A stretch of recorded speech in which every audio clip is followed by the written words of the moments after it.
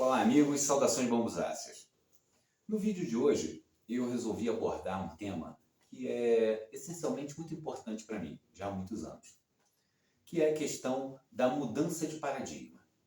Mas que diabos é isso, mudança de paradigma? Que vira e mexe, nós ouvimos como uma forma de clichê na boca de alguns pensadores da internet, né, de alguns professores e filósofos de destaque. Bom, segundo a academia, paradigma significa modelo, padrão a se seguir. E dentro da nossa sociedade, o padrão a se seguir para ser considerado bem-sucedido é você passar pelo processo formal de ensino, né? Desde o ensino fundamental, médio, a faculdade, depois pós-graduação e mestrados e doutorados. E nesse percurso, que pode levar até 30 anos, você vai acabar tendo a oportunidade de ingressar em alguns outros modelos de desenvolvimento pessoal, considerados exemplos de pessoas bem-sucedidas, como, por exemplo, você prestar um concurso público. Não por conta de uma vocação ou porque você acreditou que aquele ofício em questão faz vibrar seu coração. Não, não é por isso. É para que você tenha uma estabilidade, segundo as nossas regras de avaliação social, uma estabilidade financeira. Né? Mesmo que essa estabilidade financeira seja resultado de uma atividade que não corresponda àquilo que de fato deveria fazer com que você se movesse para buscar uma atividade, que é a felicidade, a satisfação de exercer uma função e uma atividade profissional que corresponda a o que você sempre almejou ou pensou como resultado. Bom, mas não é isso que acontece, né? Todos nós sabemos que a maioria de nós é influenciado pela família, pelos amigos, a tomar essa decisão de buscar essa estabilidade, visando a garantia de segurança mínima para você continuar vivendo. Essa é uma das facetas do paradigma vigente hoje na sociedade. E aí você pode incluir, né, a questão da competição, a questão da luta pela sobrevivência, como os combustíveis que fazem com que esse paradigma se mantenha de pé ainda hoje.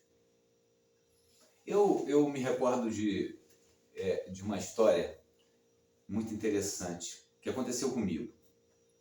Eu fui realmente, desde o começo de minha primeira infância até os dias de hoje, uma criatura considerada pouco convencional, para se utilizar de um termo mais suave. Né? Venho de uma família em que a educação foi realmente a base dessa proposta. Né? Meu pai, por exemplo, sempre enfatizou a importância de se tomar esse caminho. Né? Então, meu pai ele era um exemplar perfeito de um paradigma, desse paradigma da sociedade, de que você deve trabalhar duramente durante 35 anos, se aposentar, e a partir daí, entende, você vai conseguir dar o exemplo para os seus filhos de que você tomou o caminho padrão da sociedade. E esse caminho padrão, esse modelo, deverá ser seguido pelos seus filhos. Eu, desde o começo, não... Esse modelo, esse paradigma, esse conceito não me caía bem aos ouvidos e me trouxe muitos problemas. Porque, de fato, a incompreensão de minha insatisfação com esse paradigma me trouxe muita reprimenda e muita insatisfação por parte de meu pai, que era uma pessoa muito organizada, muito trabalhadora e muito honesta, mas que muito rígido nesse sentido. Então meu pai, ele percebeu logo cedo que esse caminho não ia ser o caminho que eu ia trilhar. E eu me recordo de uma vez, logo depois de eu ter saído da casa do meu pai, porque saí da casa do meu pai muito cedo, com 17 anos, eu botei a mochila nas costas, depois de ter concluído um curso profissionalizante do Senai, e ganhei o mundo, né? Bom, o objetivo do meu pai sempre foi me fornecer as condições básicas de sustento e educação para que eu pudesse trilhar o meu próprio caminho. Segundo ele, seria interessante que eu garantisse um mínimo de formação básica dentro desse paradigma que ele entendia o caminho ideal, para que eu pudesse depois tomar o meu caminho e cuidar da minha vida. E foi exatamente isso que ele fez. Ele, como professor do Senai, fez de tudo para que eu pudesse ingressar no Senai e a partir daí ter um ofício e depois buscar uma capacitação técnica e depois uma faculdade na mesma área de preferência, uma engenharia mecânica, eu tinha feito mecânica geral. Mas o que aconteceu? Eu segui um caminho completamente diferente, né? Aos 17 anos, no auge ali do final da década de 80, então os movimentos culturais no Brasil eram muito fortes, então me meti a mochila nas costas e fui para o interior do Espírito Santo, para o litoral, e conheci um grupo de artesãos, e ali eu me encantei com a proposta do artesanato. E foi aí que o artesanato entrou, de fato, em minha vida.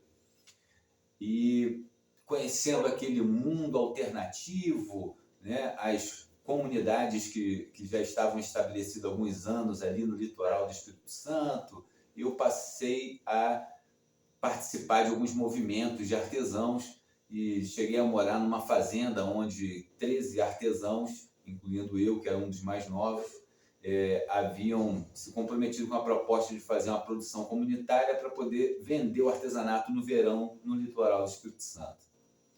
Isso funcionou de forma orgânica durante quase 2 anos e foi uma experiência fantástica, enriquecedora, onde eu aprendi muito sobre artesanato em várias vertentes. Tecelagem, escultura, modelagem, pintura, e foi realmente muito rico, um aprendizado muito importante. Bom, após esse processo, eu comecei a perceber que a minha escolha havia trilhado um caminho fora do paradigma convencional.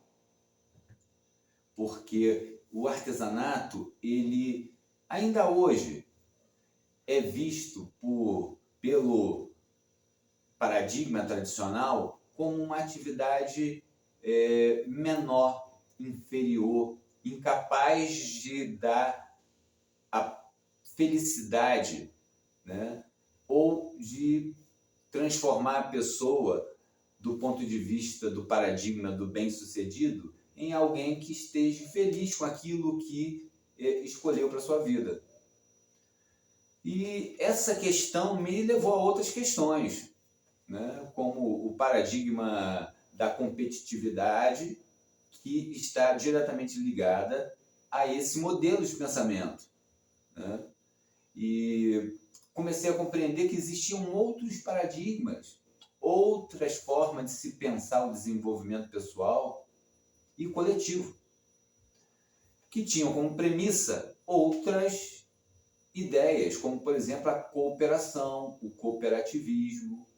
E essas ideias foram evoluindo no decorrer dos anos, e eu passei a conhecer outras correntes filosóficas que eram diferentes das que sustentavam o paradigma do bem-sucedido da sociedade tradicional, convencional, que é o holismo, uma corrente de pensamento inaugurada na década de 70 e tem como, por exemplo, um dos seus pensadores mais conhecidos, Fritjof Capra, um austríaco radicado nos Estados Unidos, que escreveu obras realmente fantásticas sobre o assunto, como Pontos de Mutação, o Taô da Física, que influenciaram muito a minha vida. Esse olhar diferenciado para a questão do artesanato levou algum tempo para se consolidar. Eu voltei ao mercado tradicional, pude trabalhar em vários segmentos, tive a oportunidade de trabalhar na iniciativa privada, no poder público, no terceiro setor, né, na sociedade civil. E em determinado momento eu me vi de novo com a oportunidade de desenvolver uma atividade ligada ao artesanato, que lá no começo havia sido a atividade que mais me encantara. Mas como a sociedade nunca havia me incentivado a olhar para aquilo como uma atividade profissional que poderia me desenvolver como ser humano, levar benefícios para a sociedade e me fazer sentir uma pessoa bem-sucedida, eu olhava para o artesanato, sentia aquela atração, mas era uma atividade que eu desenvolvia apenas como hobby, ou então em determinadas circunstâncias da crise nacional que eu usava para poder ganhar algum dinheiro, para poder conseguir uma renda extra. Foi só em 2011, após várias circunstâncias na minha vida, que eu olhei para o artesanato, em particular para o artesanato em bambu, e pensei, por que não? Por que não? E passei a entender que essa atividade ela é percursora de todas as outras atividades que existem hoje, porque o artesão ele é o primeiro industrial da história. O artesão ele é o primeiro inventor que o mundo teve. Então, eu comecei a olhar para o artesanato de uma forma diferente, ignorei o paradigma da sociedade tradicional e comecei a olhar com uma visão de vanguarda, uma visão diferente, uma visão nova.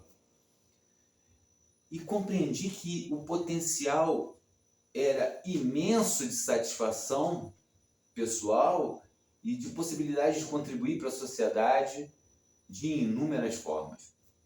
E a escolha do bambu ainda acrescentava um ingrediente ainda mais forte a essa decisão, porque o bambu é realmente uma matéria-prima fantástica. Que é uma matéria-prima fantástica e milenar. Então, a junção dessas duas atividades, que era o artesanato e o bambu, abriram a minha mente para um outro paradigma, que tinha muito mais a ver com aquilo que eu havia conhecido na década de 80, que eram os conceitos de cooperativismo, de cooperação, do que o modelo tradicional que tinha como premissa, que tem como premissa a competitividade, a luta pela existência, que resulta hoje numa degradação ambiental, né, as graves consequências das mudanças climáticas e todas as suas mazelas, como a pobreza, a desigualdade social.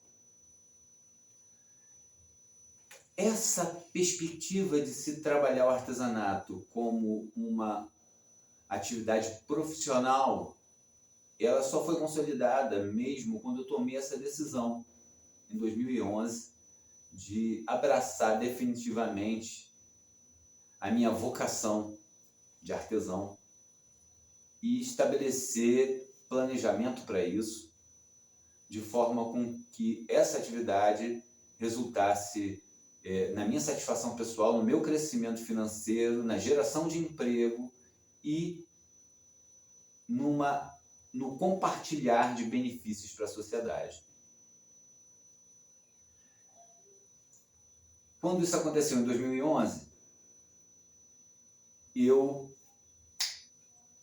falei, bom, já que essa é a decisão, então vamos organizar esse negócio para que ele possa realmente deslanchar. Porque se eu tomar essa decisão agora, né, com praticamente 32 anos, 36 anos, eu não vou ter muito tempo mais para errar, né, para poder voltar atrás. Então, se isso vai ter de ser a atividade agora, vai ser daqui para o restante da vida. E foi o que eu fiz. E a tomada de decisão foi realmente uma... Hoje, eu venho colhendo os frutos dessa decisão dos últimos 10 anos. E agora eu estou podendo compartilhar isso de uma forma objetiva, através dos cursos que nós estamos efetivamente agora montando. O primeiro curso agora é o curso de fabricação de luminárias em bambu gigante, mas nós já temos aí na nossa grade de planejamento mais 2 cursos voltados para a cadeia produtiva do bambu. E a perspectiva é de que os próximos anos vão ser realmente muito felizes com essa atividade. Então, essa questão da mudança de paradigma, ela deve ser compreendida como uma atividade prática, não só teórica. Então, eu decidi que a partir de hoje eu não vou passar mais nem um dia da minha vida sem compartilhar as minhas ideias. Todos os dias eu vou fazer um vídeo compartilhando as ideias. Todos os dias eu vou estar levando um pouco de conhecimento a respeito dessa mudança de paradigma. Porque eu posso hoje compreender que eu não vou mudar o mundo, mas eu posso ser um elemento de exemplo de que é possível se fazer a coisa diferente dos paradigmas tradicionais e, com isso, inaugurar um novo paradigma, um novo padrão, um novo modelo de ser, onde você não precisa necessariamente concordar com aquilo que você nitidamente vê que não é o caminho para você. E mesmo assim, você alcançar aquilo que a sociedade tradicional considera sucesso, felicidade pessoal, que é o que eu sinto hoje. Então, espero que vocês tenham aí curtido e gostado desse bate-papo de hoje. Se não curtiu, tudo bem. E tamo junto. Até o próximo vídeo.